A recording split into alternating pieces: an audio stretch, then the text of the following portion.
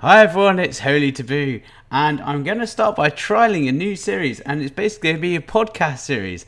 Now, with me today, I have two guildies, and hopefully, we're going to go through some parts about BDO, have a bit of a general chat, talk about the classes, the game, guilds, the mechanics, and a bit of information about, Down and Cacao. So yeah, it should be quite fun. Now, obviously, we want to do this again in the future. So if you have any questions, please write them in the comments below. And next time I get everyone together and we do another one of these, we can ask your questions and get some answers. Anyway, without further ado, let's get going. So, Disty, would you like to introduce yourself? Disty, in-game name Vigo Storm Sailor, named after the villain of Ghostbusters 2. And Herc Storm Sailor, the captain of Jason the Wood Warriors ship of the classic 80s cartoon. Currently a 58 Berserker and a lowly scrub in Primordial. And I do believe we're very much gracefully blessed by our GM. So, Endar, would you like to introduce yourself, or Con, I should say, because it's on the chat. Yeah, well, Connor and I, as people know me games Endar, but yeah, 58 Valkyrie, leader of the almighty Primordial. Brilliant. Thanks for that, guys. Okay, so if we start with you then, and if you just want to give us a bit of an overview of, how do you think the game is going so far, just in general? Do you think the game took a bit of a hit when it came to this whole pay-to-win scandal? I'm not going to say if it is or it isn't, and you don't have to either, but do you think the game took a bit of a hit or not? But I don't think anyone that's at the stage in the game can say that it's not a, it's not a loss to the game. Many of these top guilds are now folding into each other due to the fact, let's face it, that they lost a lot of members because of this change that Down Cacao have made, and we're seeing people like Casual, Divium, High Dawn now envelops Crepsicle and other guilds, Avalon, and so on. So we're at a stage now where it's either merge because of all the quitting, or form alliances. It's not been beneficial for the game, but it might be because these players are not what Down perhaps doesn't want in the game. That's very true. And Disty, what about your view on it? Same question. Yeah, I mean, quite frankly, it has been a negative towards the game. I think it's been an overreaction by the community as well. I mean, we've discussed before the fact that the game has always been ever so slightly pay to win. And I don't think this has made it more so than any of the other changes preceding it. So it's been a slight reaction by the community, but it's a slippery slope, and I can understand some people's reactions towards it. I do feel it's less about what the changes were and the intent. I think a lot of people felt that it was broken promises, and sometimes that's worse than the actual outcome. Yeah, I agree. I think the pay to convenience topic is something which a lot of games sort of use now to sort of dangle in front of people, and maybe BDO has used the pay to convenience to not necessarily a big extreme, but the value pack anyway was definitely something which got people's backs up. But I think the thing that, as Dissy kind of touched on, was the broken promises. Like, there's been many instances where forum posts, for example, have been overwhelmingly sort of pinpointed, and sort of stuff that Jousk has said, where he's sort of said, yeah, we're not going to do this, not going to do that. And same as like Q&A sort of streams with sort of popular YouTubers. We're never going to do this, never going to do that. And then a month or two down the line, oh, look, here's that feature that we're never going to do. That doesn't really instill confidence in the player base that thought that this game was going to be different to other ones. So, it's a big worry for a lot of people that want to invest time and effort into a game that they don't feel they can trust the developers in. And I think that also comes down to community as well, in respect to that. All the big MMOs, really, is the quality of the community you build is really makes the MMO. If the community don't feel that they're listened to by the developers, it's not gonna be a good game. And I'd like to see Darm actually produce some evidence that they've listened to the community's fears and that, because we had large-scale protests through this the pay-to-win saga, and it kind of felt like it just fell on deaf ears. Yeah, that's true. I mean, from what I believe is that Pearl Abyss just go one day, this is what you're putting into the game, client. So I suppose there's always, I think it might be more of an internal communication, which is obviously quite worrying than on a different part if the actual game creators themselves aren't listening to even their employees in the European countries, or should I say in the Eastern, from the talk between East and West, so to say. Yeah, I mean, sometimes you get a breakdown if you've got two different tracks. You've obviously got a developer and I don't know what am I thinking of. doing physically Bashams, developer and publisher. Yeah, so I think where you have where they're not the same company or this, very separate entities, there are issues there. I don't think it's been made very clear who's in the driving seat. Maybe they don't want to make that clear, but it certainly feels that if there is issues with, if Kakal's having issues with Polar Abyss, then it's not been properly reflected in how they've conveyed this to the community. But at the same time, can they properly convey that? Can they just turn around and blame Polar Abyss for everything? It's a difficult one. Would the community really believe it anyway? That's the other side you've got to think. There's a lot of mistrust at the minute, and I mean, other games seem to do a pretty good job of listening to the community. Like Eve, for example, I didn't play it for long, but I still follow the community there, like for you guys, and they do a great job of communicating what's going to happen. They, some things don't end up too well in implementation, but at least they try and argue their point and sort of put information out there to sort of say, yeah, this is why we're doing it, and we're going to try it, and then if it doesn't work, let the community kind of thing. But this doesn't seem to be the case with BDA. Yeah, they certainly do pay good lip service to listening to the community. Obviously, the big uproar of them was the skill injectors issue, which was ignored by the developers. But they implemented it, and it seemed to be fine. It's the same as the marketplace Pearl items. Everyone was really going to be like, "Oh my god, this is the breaking point of this game. It's going to totally kill it." But it comes out, I'm like, someone's got to put a lot of money in that marketplace over a long period of time to actually earn any money out of it right now. So at least they've kind of tuned it to not make it pay to win, but make it accessible to people who don't have the cash to spend on this. Like we've met some people and they are at a disadvantage, and I'm 3 or 4 pets or a costume, and it is unfair on them. And as a guild leader, I'm like, well, if you want any chance to actually compete with people, you need to buy these things. That if you're going to spend any money, you have to buy these things. And it's pretty, some people are like, if I don't have this. Just a bit of feedback on that one to an extent, because obviously, I was fortunate enough to meet Kakao Games at the end of Gamescom, and one of the things that they did, and this is actually something which they did strongly believe, to be fair, and it was quite nice to see them actually believe this when they said it. The fact that what they wanted to do was to make sure, say, players who couldn't put the money in did have access to stuff like, the pets and the costumes, because they do give such a big advantage. Obviously, the hard side then is just to basically divvy up, like you said, and how much that's really worth. I personally think the figures at the moment aren't, it's not too bad if you look at how much money you need to get a competitive weapon at the moment. And I'd say competitive weapon now is would we say, to be competitive? Yeah, so you look at 200 million. Yeah, and that would take you, I think about 100 million a week now, can't you? If you spend, 350 euros. So it's... Jesus, man. Yeah, exactly. It's way too much. I think it's a bit undervalued right now to spend that much money and get that little rewards. Yeah. That's not a popular opinion, but if you're going to do it, at least make it a little bit viable. But I mean, I think that's probably, I would say, for me, that's been the saving grace of it. Because I know when I first heard about it, my initial reaction was, oh, I don't want to see people, getting 100 million for a costume. Because obviously, if you just sold 2 of them, you could get yourself a duo or a try, and that was my worry. But when I saw the prices, my initial reaction was, wow, that's low. That is 20 million for a costume. I don't think I'd have ever bought a costume if I knew it was going to be that low on the Pearl shop. I'd have just grinded for 3 hours and bought capped, it. Right? Yeah, it is capped at the moment. Yeah, so I mean, good job to Down for doing that. They could have said from the start though, and pretty much avoided all this pay to win drama. They're going to cap it at this price. It's not going to raise up. I don't think half your player base, or not, let's not say half, your top end players would not have quit as much, or complained as much rather, if you just communicated that fact. It's really, really poor on that side of things. But then again, like I said, I don't think they get much notice on it when they get it. I think it's just plug in and play. That needs to be addressed. It's like, as a company, that is your number one issue right now. Communication. It's that's the poorest excuse ever. We only get short notice. Well, it can't be like that. It has to change for the health of your game. I mean, all of our reactions when we I see you trying to take my mobs, fantastic. We're all here together trying to do a guild quest, and you just popping in here, just killing my bashams.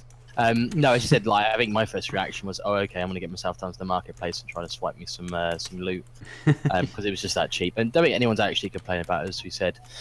And it's in line with other MMOs currently. I mean, if you look into WoW and stuff, I don't know. I mean, with a smirk, I saw some of the announcements say by Futile that they're going to Albion Online now.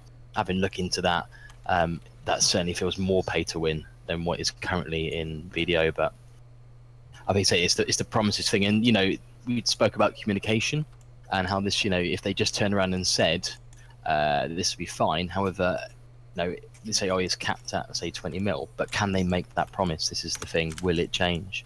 I think it will go up if we follow what the Korean does. But at the same time, though, that'll go up when the Valencia stuff hits. So, the equivalent of farming 20 million now, say, for instance, is 3 hours.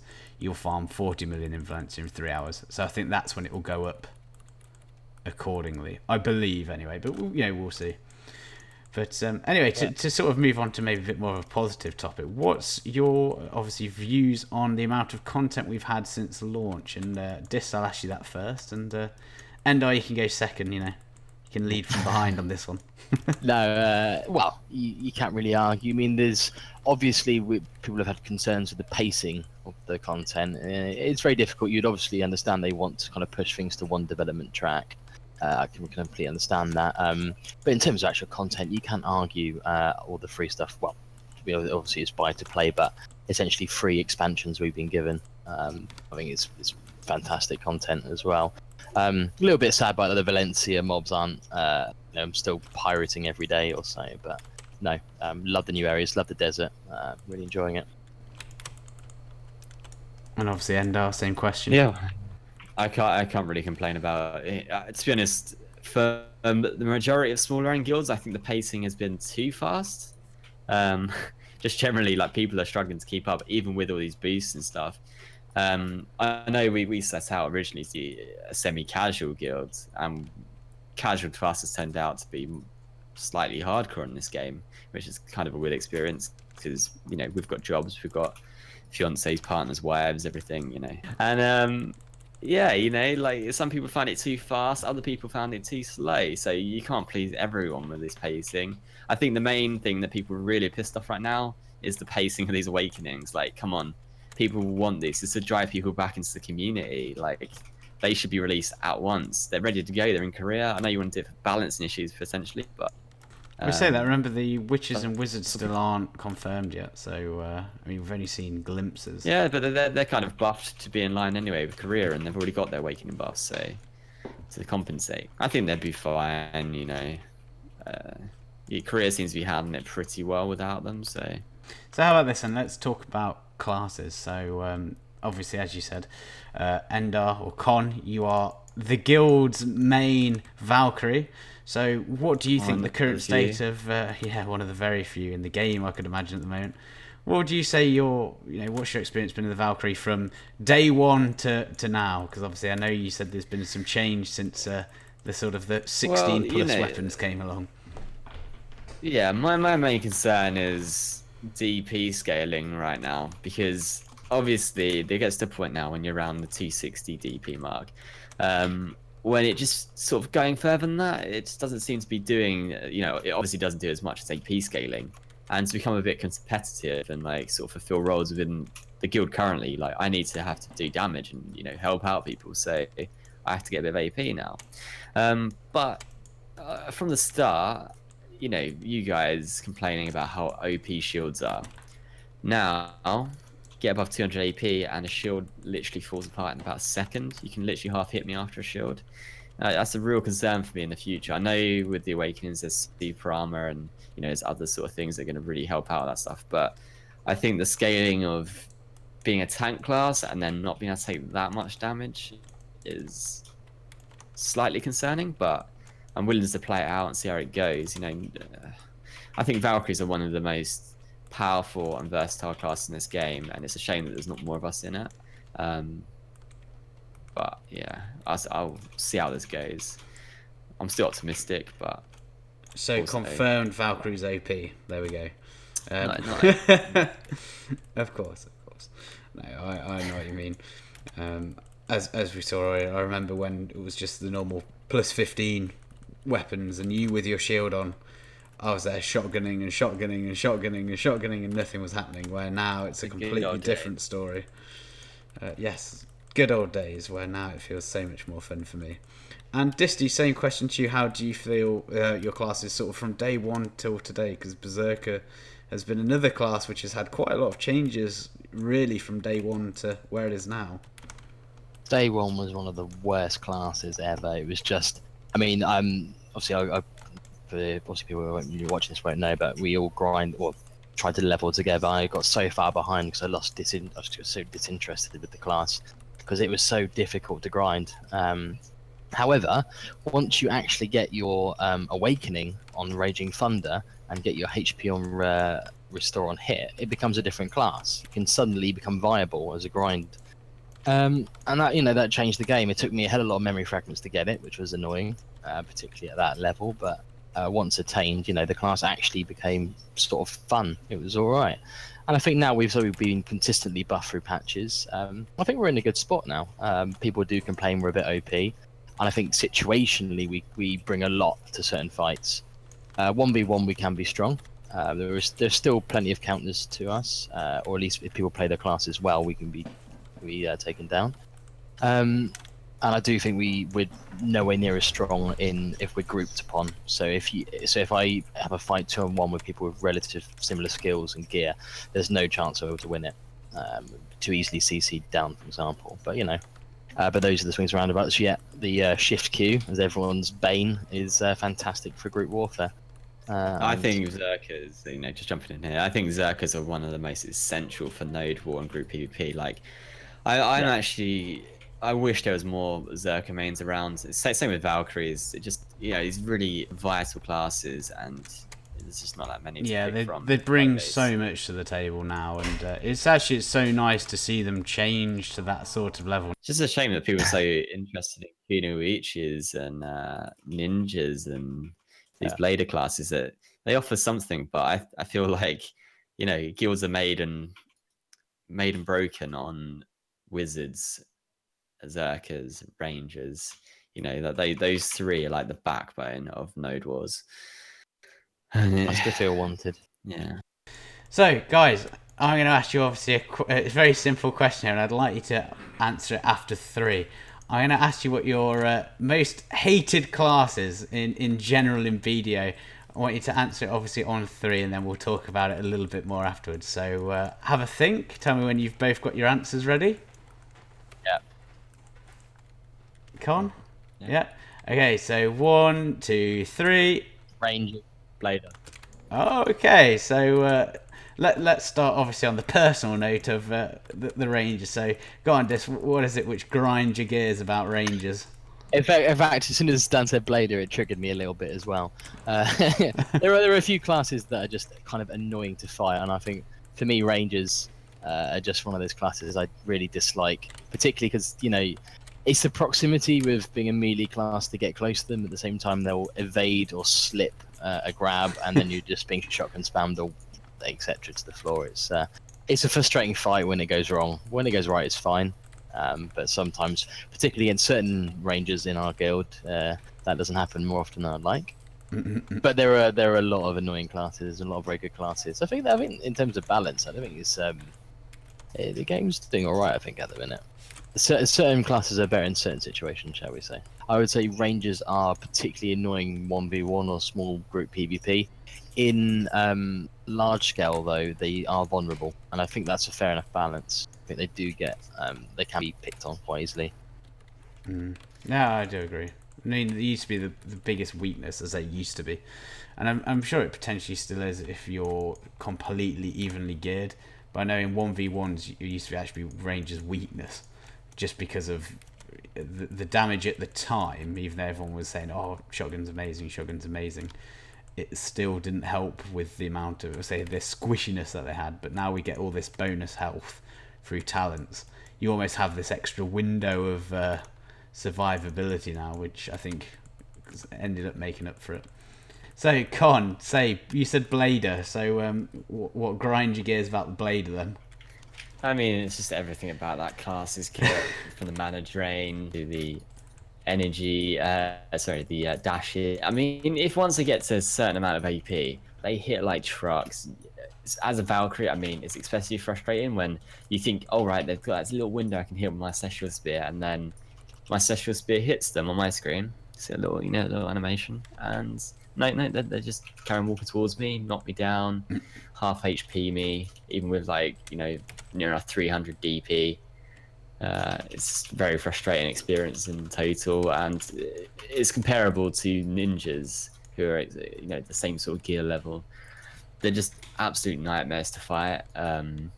Obviously, once they're caught, they melt. They literally are just melted butter on my massive longsword spoon. I just whack them down with. But yeah, they're just. I hate them. Now I find the trick is catching them. I mean, with their I don't even know what it's called other than right click. Their right click's just such a pain when they do that. They can just zip around forever.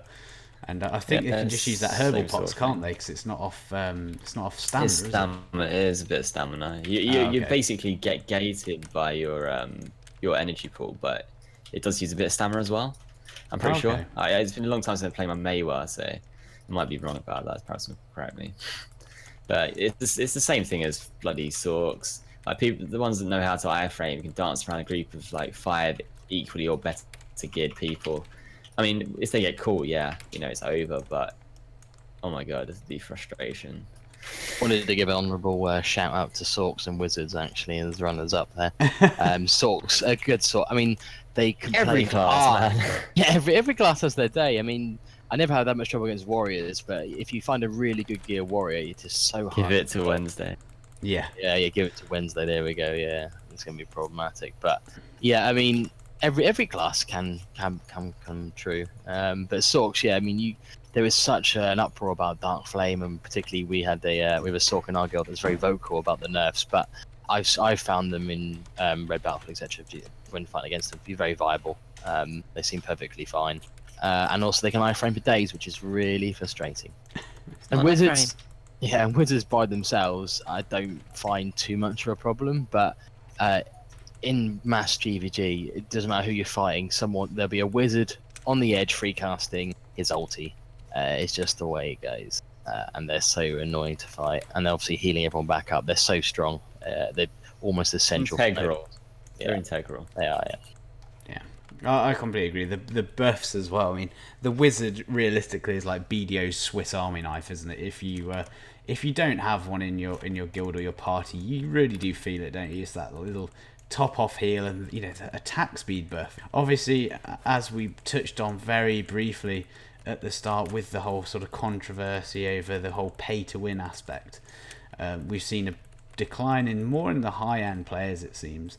And because of that, obviously, there's been a bit of a shift with regards to some of the top guilds. So, Endar, from your point, it'd be really interesting as obviously a guild leader. What do you think's happened? What do you think the shift has been?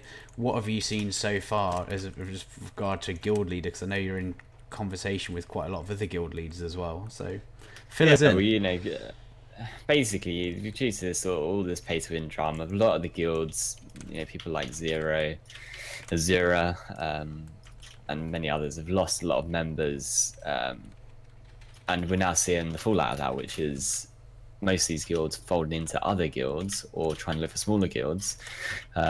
Like just this morning, I've been approached by both Azura and Zero, who are very keen to want to take another set of group of players into their core to try and replenish the numbers they lost. And I said months ago, the game will reach a point. There's so many small guilds. There's not a big player base compared to other games, so it's going to reach this melting point where guilds will have to merge. Like it just happens. Like we did it with Primordial when I was in a smaller guild.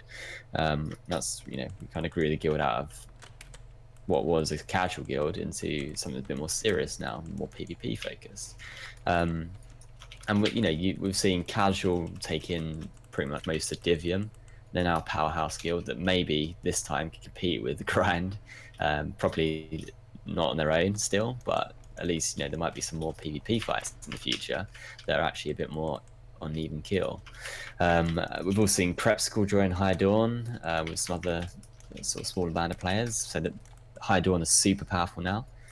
Just looking at guild rankers as well, there's a lot of guilds. Like I'm looking at Proud, they've totally gone down to 23 members now from being a large guild. So I'm assuming they've mentioned someone as well. Not sure who, but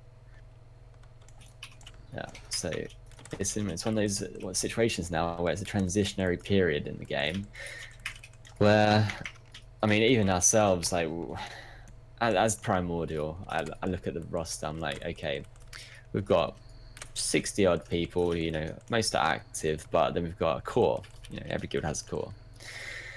In our core, we've got people that could easily fit into the molds of these top guilds and join anytime and, you know, fill our content needs. Like we won't be fighting PvP and sieges and castle wars, but you know, we want to grow to that stage. We didn't want to just jump in there to a top guild and take it. So I don't know how you guys feel about this. Like your thoughts on what if you were to merge? Would you be in favour of that, or?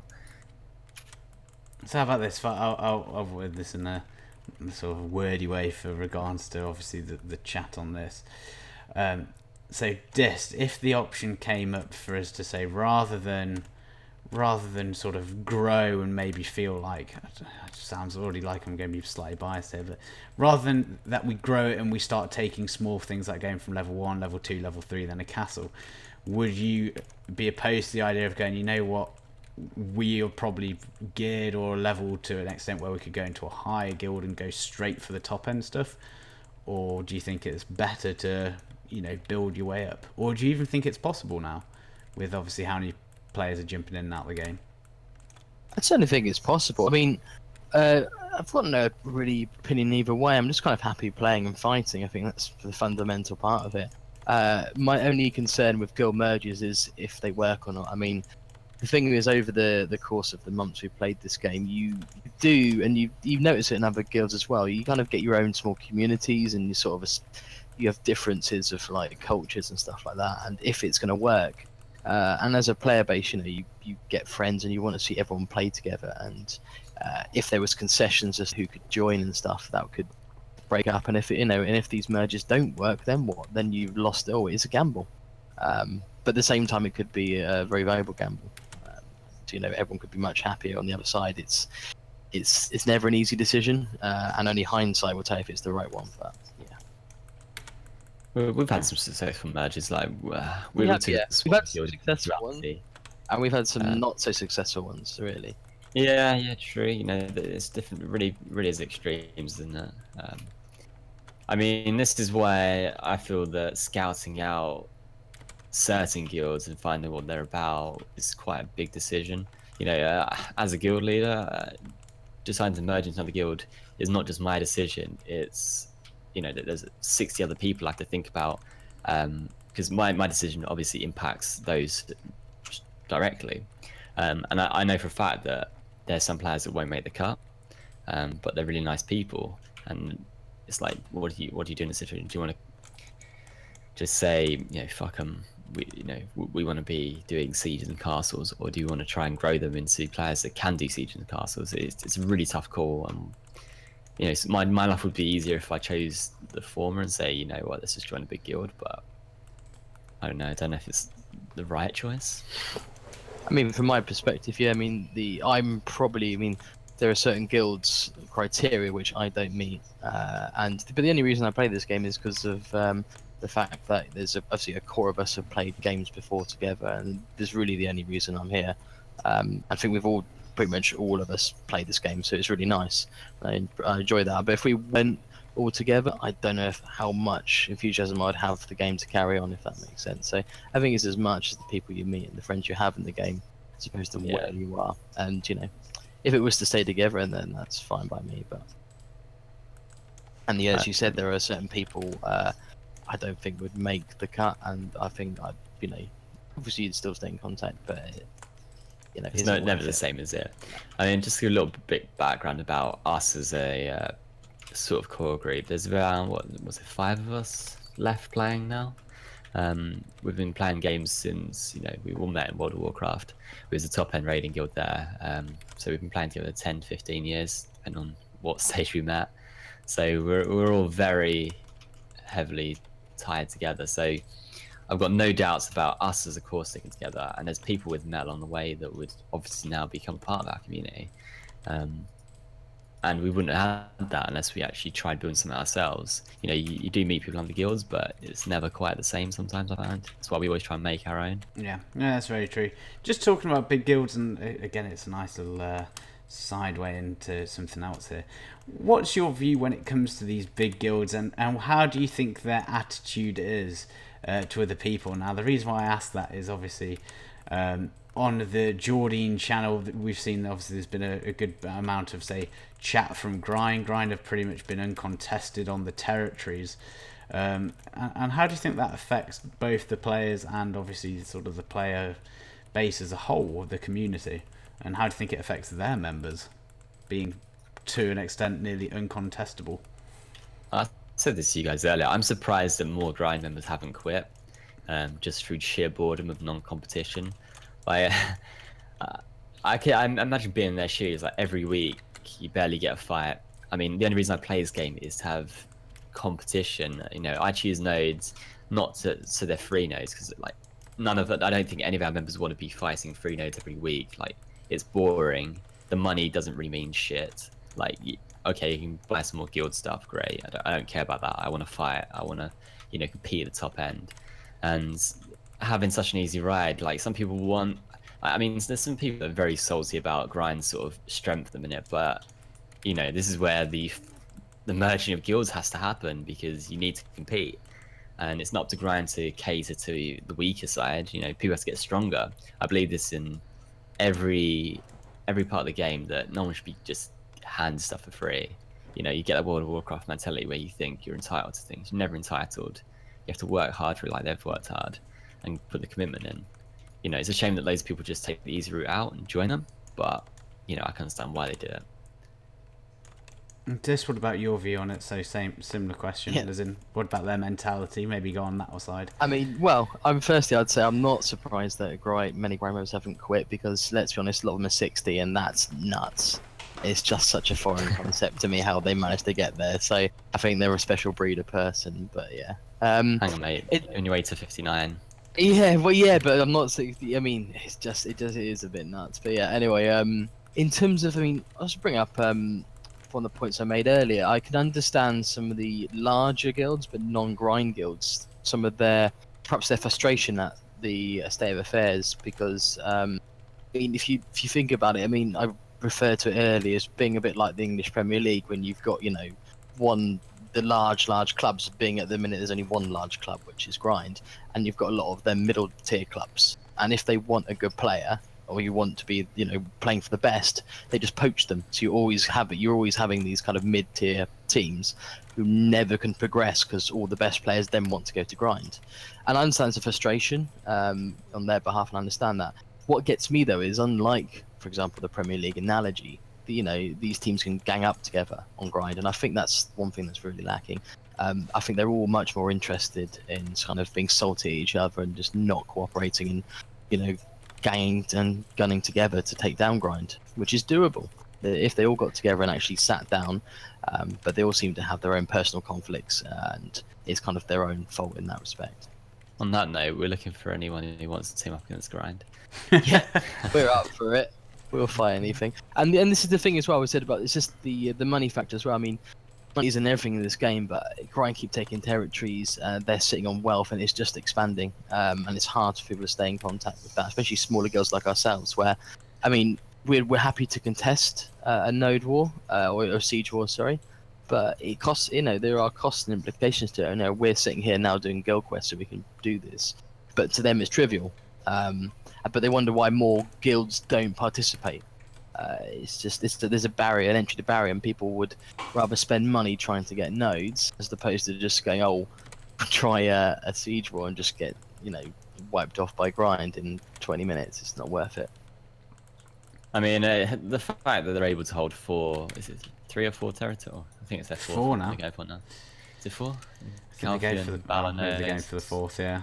Valencia's the 4th one this week. I mean, I don't think they're going to get 4. They have to lose one this week. There's been too much attention drawn to the fact that they can't defend with all of them. So I mean, if they do defend them, then that just says there's a problem with the rest of the community and not enough dedication or geared level people. I don't know how you can get around that. I mean, the other issue is that when you have that much money, the guild contracts themselves gives everyone a massive advantage. What might take someone a day to farm, or a week, or 2-3 days, you have as a contract. They can get a huge foothold in the wealth market, which pay to win. It's like capture to win at the minute. Yeah, that's a nice way of looking at it. Especially, I suppose, if you think these people, you could easily be on a 5-10 mil contract. And if you say, for instance, you looked at, I'll use 8.5 million as an example, because if you're on 8.5 million, for instance, you could buy 2 full disco scrolls a day. And the reason why I'll obviously use that is because obviously if you can stack up your memory fragments obviously now, not only does it help you get all your boss armor up to obviously Tet or Pen for the future, but when Awakenings come out as well, again, talk about being in a strong place, you're just at a part where day one, and we saw it from the big guilds, day one we was already seeing people with full tri armor, boss armor, Levertos, Kazakas, and money does help in this game, and if you don't have to spend that extra 2 hours grinding cash, you could be doing it camping a boss, for instance, if you didn't have all your boss armor. So yeah, the mini plays a quite a big part. But then I don't begrudge grind for having that extra cash. They've worked Oh god, for no. it. Oh no, exactly. It's definitely well deserved. Don't begrudge it, clear. but it's a game mechanic, isn't it? And this is the problem. If the mechanic isn't conducive to an enjoyable game, then there's an issue with it. I think that's really well, the BDO struggles from this, that they tend to make the richer. Like, it's sort of bosses. People have the best gear get even more, even better gear. It just keeps going on and on. It's never really an issue that's been solved. Yeah. And it doesn't seem like developers really listen to that. I mean, it makes sense in a way. If you've got great gear, then you deserve to have more loot. But yeah, it's a really tough one. Like, do you reward people that work hard with more, or do you have sort of catch-up mechanics, which I know they do implement in Fair Play to Down, Cacao, whatever the one you want to call them now. They're doing their best, but some areas game are, they need work. Simple as that. So how about this then? Since obviously we've been talking about other people's guilds, and we've only had a few words talking about obviously our guild, say Primordial. So let's have a little bit of Primordial talk for a few minutes, or a few sections anyway. So let's start with just a general sort of introduction to Primordial. So I think the best place to do this again, Endar, if you'd like to just give us a bit of a spiel about us, and we'll move on from there. What do we say about ourselves? We're the saviour of 2D cat girls, apparently, if you see some of our messages. That's just Aki. But we're trying to be a semi-hardcore PvP guild. The reason we're semi-hardcore is because a lot of us do have commitments to like jobs, partners, etc. So they can't always be there as much as some people. But we're still, it seems like we're fairly active compared to most of the community right now. Leveling wise, we're getting in those boards. Got 58s, 58s and 59s, a lot of 57s. We're ahead of the curve, so I class as semi-hardcore. As a guild as well, we're an international guild, mainly English core with some, sort of Dutch, Nordic sort of people around. But yeah, we're getting there, and it's been a lot of work so far. Me and Taboo especially. We're sitting with the 370k activity points. What are you on, Vigo? Ooh. You're climbing the charts, mate. Nearly 200k. So yeah, we're slowly, as a core, building ourselves up, aren't we? It's been a long road, and we're finally making some progress. Yeah, I think that's very fair. So, obviously, talking about Primordial then. So, what have been, and I'll ask this to Disty first, because it'll be interesting to hear, obviously, your side of it, Dist. What do you think the biggest problems to Primordial's success have been, or maybe currently are? Player retention, particularly good core. I think that's true of every guild out there. I mean, we get players in. Some of them will get to that point where pretty much at a certain level we would take anyone in, providing they were willing to work hard for it. Over the past couple of months, we've actually had to take action in terms of forcing almost people to level up, gear up, because if you're below 56 and if you're below 300 APDP, it's not worthwhile turning up to Node Wars. Yeah, I'd agree with that. I mean, the amount of good people we've lost for various reasons, IRL, BDO is a very intensive game to keep up at the top level. I can understand why people don't always quite want to stick around. Some people just don't enjoy the classes or the grind. Okay, I think that's that's fairly self-explanatory, especially considering being a medium-sized guild. I think it's fair to say. We're technically a large-sized guild, but well, okay, you know what I mean. It's recently then large, but considering the big names are hemorrhaging people, it's not a surprise then that it sort of trickles down. As you said, people want to start poaching then accordingly. Oh, weapons. Yeah, but to be honest, we're actually one of the few guilds that have seen a surge in numbers since this pay-to-win stuff happened. I don't know why, but it's a weird thing. We actually went up in numbers and strength. A lot of the guilds went down. I don't know if that's a correlation that they got weaker and we got stronger. It's just that much more noticeable, but it's definitely been it's not been a downward graph for us. It's been up. Okay, so how about this then? So obviously, the fact that we've managed to stick around through the Great Loss, the Great Depression, we can refer to it to. What do you think are the best things then about Primordial? If someone was listening to this and thought, well, you know what, I'm over 56, I've got over 350 APDP. Yes, I am putting that extra 50 on. Nice guy. How would you sell us? Dist, you go first. Hear it from both sides. I didn't realise this was going to turn into a recruitment post, mate. I feel slightly used, but no. It's just generally just the entertainment value. I mean, we've got a diverse bunch of guys and girls. We do. I mean, one thing I've been really we got girls. Yeah, we got girls. Yeah. One thing I've been surprised with, or one letter of it. One thing I've been surprised with BDO is the ratio of female to male gamers, and it was touched on before in conversations. They think the hardcore nature. Thanks, Dan. The hardcore nature of the game, I think it appeals to me, not so much in terms of actually the hardcoreness of the grinding and the leveling, because they're probably some of the worst levelers by and large, apart from in our guild, apart from one particular member who's very dedicated to leveling. But high sleep. But I do think that it detracts from some of the perhaps more immature members children you get in other MMOs. I think that's why I like it. And obviously, it's a beautiful looking game as well. So yeah, the community definitely. We have a diverse community, and I like the fact we always were from the start international. We've always been in all MMOs. We played international as guilds, and Dutch people, all the Nordics, Scandis and stuff. All of Europe, all good laugh. And I always think it's really nice having that mix. And I think people who want to be in international guilds are more interesting as well. There's kind of the insular nature of some of the guilds. I don't think it's healthy, but each their own. We even managed to pry an insular Dutch guild into us anyway. So at least a couple of members we dragged in. So that was always nice. But yeah.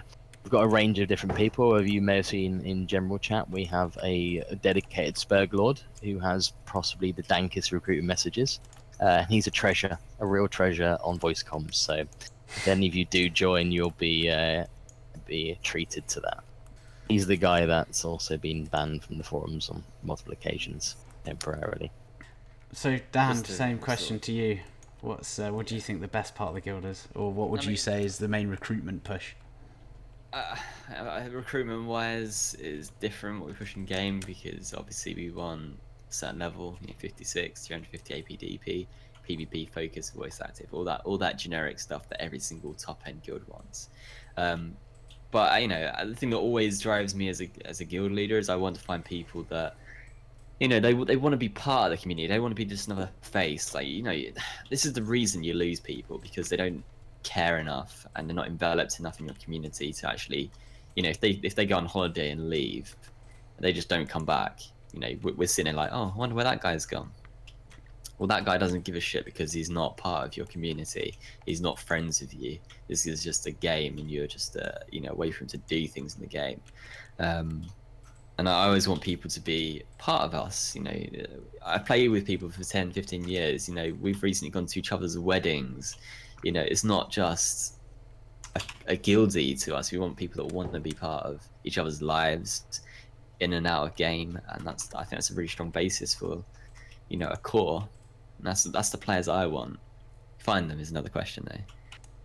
But you don't have to invite us to your wedding if that's something that you don't want to. We should probably make that clear. I said, because we like each other that much, we want to be at each other's weddings. That says something. You know some of your uni friends at weddings. If you do, obviously, apparently my place name and my reference in the first best man speech, etc., should be Disty, which is slightly odd and awkward. You should change your name by D. It should be done, yeah.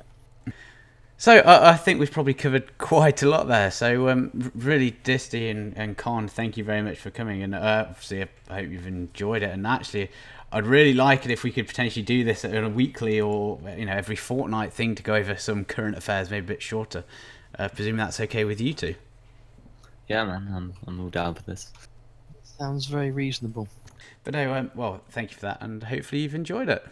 Yep. Peace out, and I hope to be unfairly killed by you soon. Let the ganking begin. Yeah. May the odds ever be in your favour.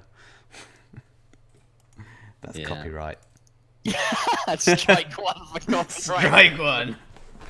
So thank you everybody for listening, and hopefully we'll have another video ready for you in about 2 weeks' time. Take care. Bye.